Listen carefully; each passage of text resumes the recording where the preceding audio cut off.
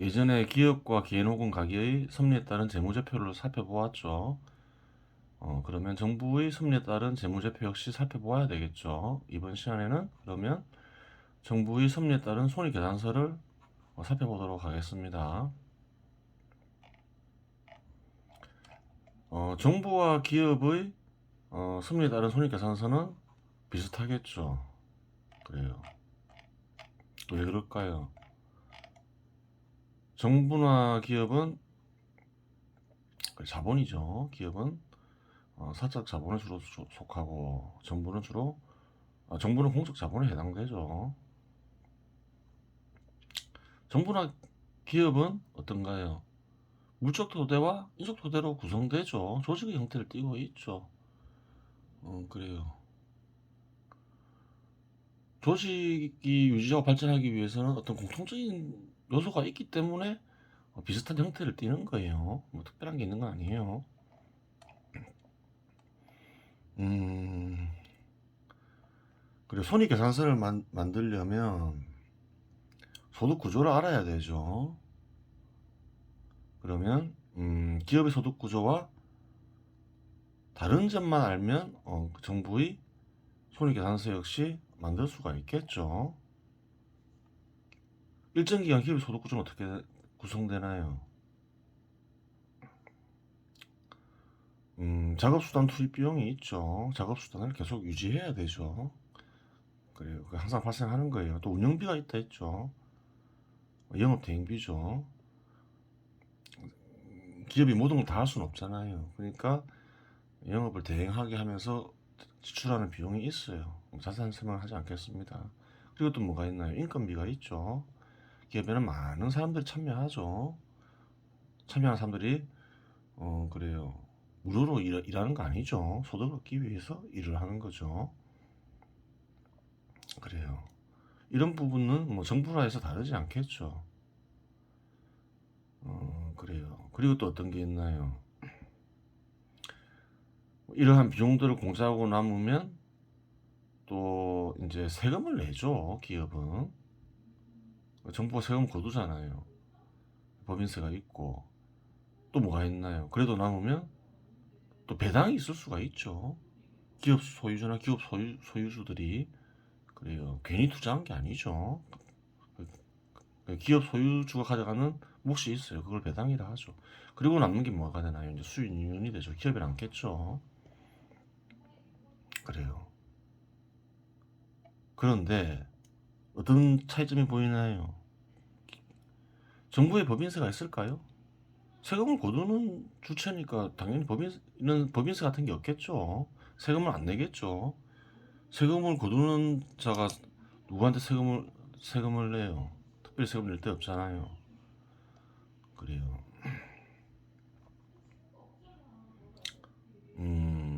배당은 있을 수 있을까요?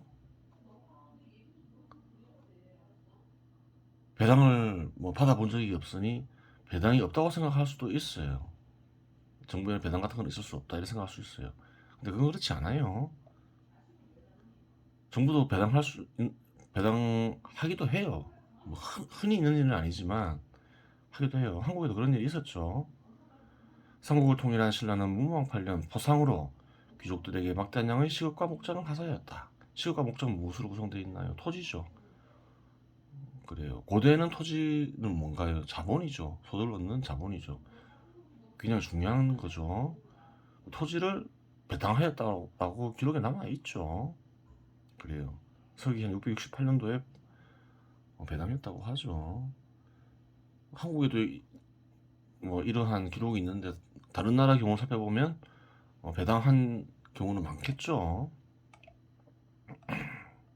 이 신라죠, 신라. 서기 한 500년 내외에 이제 신라는 이렇게 한반도는 신라, 가야, 백제, 고구려가 있었죠. 신라가 가야와 우선 통일되고 가야를 통일하고 그 다음에 이제 후에 신라가 백제와 백제와 전쟁에서 이기고 그래서 정복을 하죠 토지를. 그리고 고구려와 또 전쟁을 치러서 그래요 이겨가지고 고구려의 일부 토지를 얻죠. 그래서 한 이 정도 한 이만하던 나라가 한 이만해지죠. 그러면서 배당을 했어요. 기록에 남아 있어요. 그럼 승리에 따른 손익계산서를 한번 형식을 승리에 따른 손익계산서의 형식을 살펴봐야 되겠죠. 매출액, 기업의 매출액이 뭐가 해당할까요? 세금이 해당하겠죠. 그래요. 그 다음에 정부의 수입은 세금만 있을까요? 주로 세금이겠지만 아까 살펴봤지만 다른 수익이 있을 수도 있죠. 그래요. 생산에 참여할 수도 있겠죠. 정부라 해서 그래요. 기업 만들지 말라는 법이 없잖아요. 기업을 만들어서 참여할 수도 있고 기업을 그 외에 거래를 할 수가 있겠죠. 정부 역시 토지를 소유할 수도 있잖아요. 건물이나 토지 가격이 오르면 팔 수 있잖아요. 유가증권을 소유할 수도 있고 주식이나 채권 같은 거 다 있겠죠. 물론 정부는 정부가 기업을 만들어서 참여하는 경우는 많죠. 한국에서도 그런 사례는 많죠. 예를 들어서 한국전력 지금은 민영화됐지만 과거에는 정부가 만든 기업이죠. 한국은행 역시 마찬가지죠. 한국도로공사도 마찬가지고 그래요. 세금의 수익이 생길 수가 있어요. 정부 역시 주로 세금이겠죠. 그래요. 그리고 세금의 수익이 생길 수 있다. 고대에도 마찬가지겠죠. 뭐 정복을 얘기했지만 고대에도 뭐 생산에 참여하지 않았을까요? 왕이라 해서 토지를 안 가지고 있었을까요? 그렇지 않다는 거죠. 농업자문을 통해서 생산에 참여했다는 거죠. 과거에도 그런 거는 뭐 그런 사례는 찾아보면 많겠죠. 그래요. 그리고 마찬가지로 작업도구 투입비용, 원료 투입비용, 인건비, 운영비 있을 수 있죠. 또 현 시대는 화폐로 거래하죠. 금융거래를 다 해요. 정부도 마찬가지죠. 세금을 거둘 때도 주로 화폐로 거두죠. 그래서 시장에서 무언가를 구매하죠. 정부 역시 화폐를 이용해요. 정부 역시 금융거래를 한다는 거죠. 금융사랑 예금을 하기도 하겠죠. 대출을 받기도 하겠죠. 예금하면 예금 이자를 얻을 것이고 대출을 받으면 대출 이자를 지불해야 되겠죠. 대출 이자는 금융비용에 해당되겠죠. 그리고 배당을 하는 경우도 있다. 그러면 이제 뭐가 남나요? 뺄 거 다 빼면 얻을 거 얻고 그래요. 수익 기록하고 비용 다 기록하면 이제 마지막으로 남는 게 이제 영업이익이 되죠. 기업으로 치면 재정이익이 되는 거죠. 기업처럼 이제 법인세가 없으니까 법인 비용 항목이 없으니까 당기 순이익은 없겠죠. 그래요. 그렇게 되는 거예요. 그럼 승리에 따른 정부 손익계산서를 직접 작성해 볼 수도 있겠죠. 한번 2020년도 자료를 볼게요. 열린 재정에 나와 있는 거죠. 국세 수입이 2020년 열린 재정에서 보면 이제 국세 수입이 285.5조 나와 있죠. 이 285.5조를 적으면 되겠죠. 그 다음에 나머지 항목들을 작성을 해야 되는데 열린 재정에서 보니까 열린 재정 자료에 마땅히 이런 것을 살펴볼 수 있는 자료가 없어요.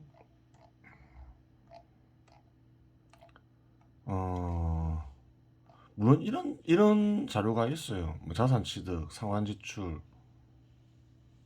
뭐 전출금 등, 또 이전 지출, 예비비 및 기타 물건비, 인건비 이런 게 보이죠. 인건비 나와 있죠.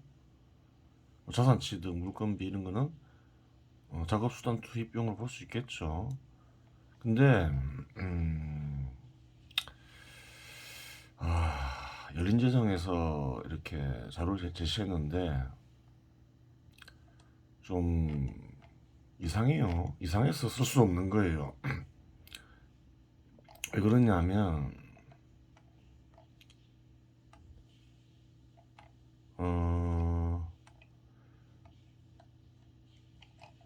지출을 한번 살펴보면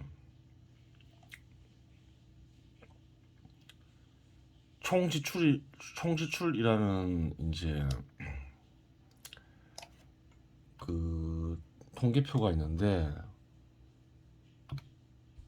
2020년도에 512조 썼다고 나와 있죠. 512조 지출했다고 나와 있어요. 근데 비용의 성질별 금액의 총합은 뭔가요? 387조 정도 나와 있죠. 안 맞죠, 수치가. 어떻게 분류하든 합계는 같아야 되겠죠.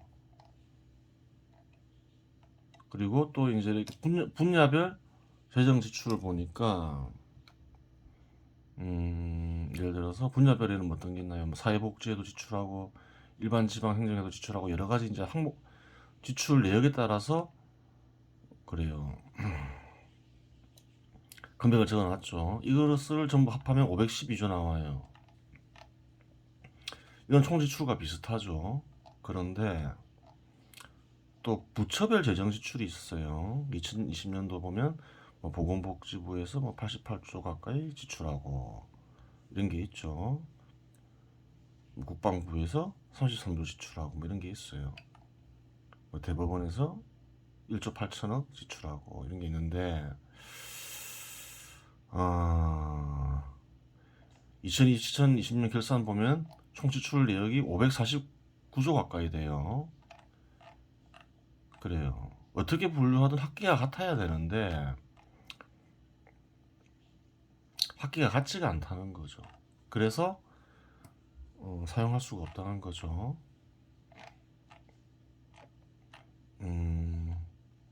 그래요. 그래서 그냥 간단하게 한번 형식을 만들어 봤어요. 우선 매출액, 세금을 적을 수 있겠죠. 얼마나 했나요? 국세 수입을 적을 수 있죠. 285.5조.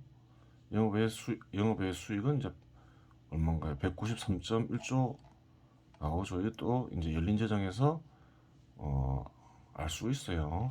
그런 통계 자료가 있어요. 그러면 이제 비용을 다 합치면 이제 기업으로 치면 뭐라 했나요? 매출 원가가 되죠. 매출 원가. 그래요. 기업이 활동하는데 필요한 비용을 매출 원가라고 하죠. 정부도 그래요. 활동할 때 필요한 비용을 매출 원가로 볼 수 있는 거죠.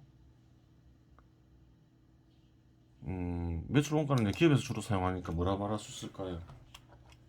재정 비용이라 할 수 있겠죠. 그래요. 재정 비용. 재정 비용이 얼마인가요? 이 총 지출 항목을 보면 얼마나 나와 있나요? 512.3조 나와 있죠. 그럼 512.3조 이렇게 적을 수 있겠죠. 배당도 있다 했죠. 근데 배당은 어떻게 되나요? 큰 수익을 거둔 적이 없죠, 정부가. 그러니까 0 이렇게 적고. 그러면 이거 두 개를 더하고 이걸 빼면 어떻게 되나요? 기업의 영업이익에 해당하죠. 재정이익이라 할 수 있겠죠. 33.7조 적자 이렇게 표시할 수가 있는 거예요. 그래요. 여기서 잠깐 세금을 좀 볼 필요가 있죠. 이게 이제 세금에는 여러 가지 종류가 있어요. 몇 개만 살펴볼게요. 여기서 소득세는 뭔가요? 개인들에게 거두는 소득세를 가리키죠. 2020년도에 93조. 그래요. 또 법인세는 뭔가요? 기업들에게 거두는 세금을 말하죠. 55.5조가 되죠. 소득세, 법인세는 어떻게 되나요? 그래요. 이 정부가 기업이나 개인으로부터 거두는 세금이 되겠죠. 쉽게 알 수가 있죠. 경제도면에서 확인할 수가 있어요. 그 다음에 예를 들어서 부가가치세, 뭔가 상품에 붙이는 소비세를 가리키죠. 개별 소비세 역시 그래요. 그런 거죠. 그래요. 개별 소비세 뭔가요? 개소세라고도 하죠. 자동차에도 자동차를 살 때 세금을 내잖아요. 그럼 부가가치세죠. 하여튼 뭐 상품에 붙이는 소비세가 있어요. 뭐 유공주점을 할 때 그래요. 뭐 세금을 내고 뭐 하여튼 그런 게 있어요. 상품에 부과하는 세금이에요. 개별 소비세나 부가가치세는.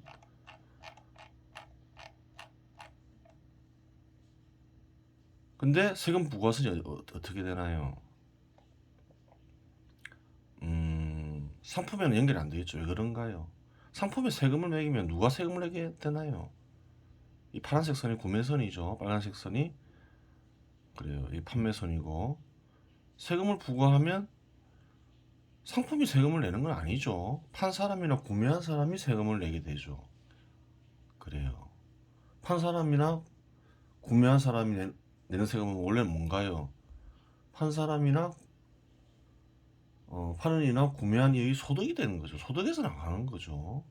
상품에 붙는 세금은 그래요. 소득의 일부가 나가는 거예요. 역시 마찬가지로 누가 내는 건가요?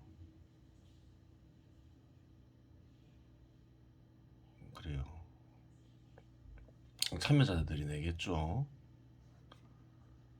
그렇게 되는 거예요.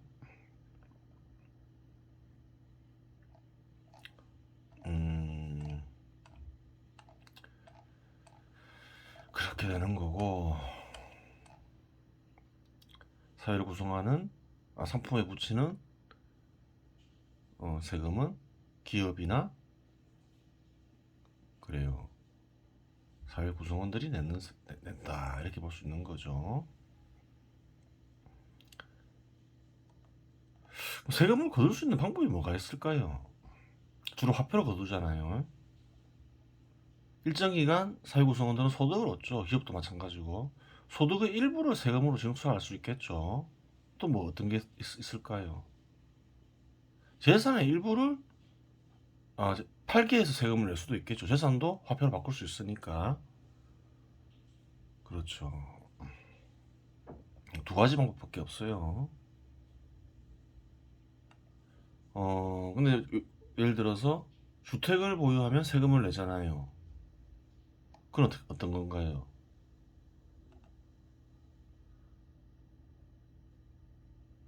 주택을 팔아서 세금을 내지는 않죠. 소득의 일부를 보통 세금을 내죠. 그래요. 그것도 그렇게 되는 거예요. 재산을 만약에 세금이 너무 과해서 소득으로 세금을 감당할 수 없으면 재산을 팔아서 세금을 내야 되겠죠.